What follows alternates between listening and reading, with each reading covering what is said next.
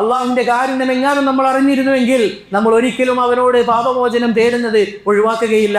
റസൂലുള്ളാഹി സ്വല്ലല്ലാഹു അലൈഹി വസല്ലമ ഒരു ദിവസം സഹാബത്തിനെ കാണിച്ചു കൊടുക്കുകയാണ്.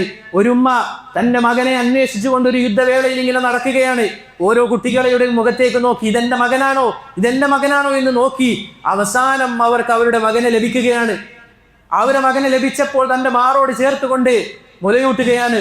റസൂൽ സല്ലല്ലാഹു അലൈഹി വസല്ലമ സഹാബത്തിനോട് ചോദിച്ചു, നിങ്ങൾക്ക് തോന്നുന്നുണ്ടോ ഈ കുട്ടിയെ ഈ ഉമ്മ തീയിലേക്ക് വലിച്ചെറിയുമെന്ന്?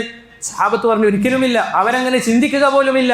റസൂൽ സല്ലല്ലാഹു അലൈഹി വസല്ലമ സഹാബത്തിന് പഠിപ്പിച്ചു കൊടുക്കുകയാണ്, അല്ലാഹു സുബ്ഹാനഹു വ തആല ഈ കുട്ടിയോട് ഈ ഉമ്മാക്കുള്ളതിനേക്കാൾ 10 മടങ്ങ് കാരുണ്യമുള്ളവനാണ് എന്ന് റസൂൽ സല്ലല്ലാഹു അലൈഹി വസല്ലമ സഹാബത്തിന് പഠിപ്പിച്ചു കൊടുക്കുന്നു.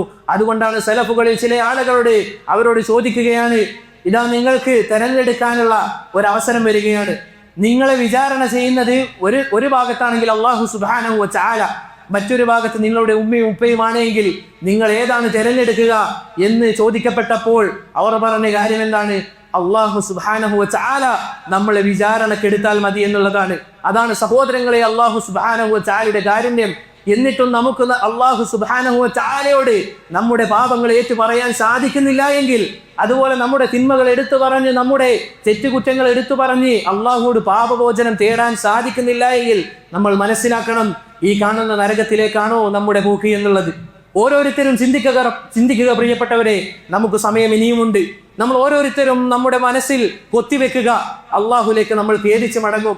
പറ്റിപ്പോകുന്ന തെറ്റിൽ അള്ളാഹുവോട് അത് ഏറ്റു പറഞ്ഞുകൊണ്ട് ഞാൻ അള്ളാഹുലേക്ക് മടങ്ങും. അള്ളാഹു സുബ്ഹാനഹു വ തആല അങ്ങനെ അവനിലേക്ക് ഖേദിച്ച് മടങ്ങാൻ നമുക്ക് എല്ലാവർക്കും തൗഫീക്ക് നൽകി അനുഗ്രഹിക്കുമാറാകട്ടെ.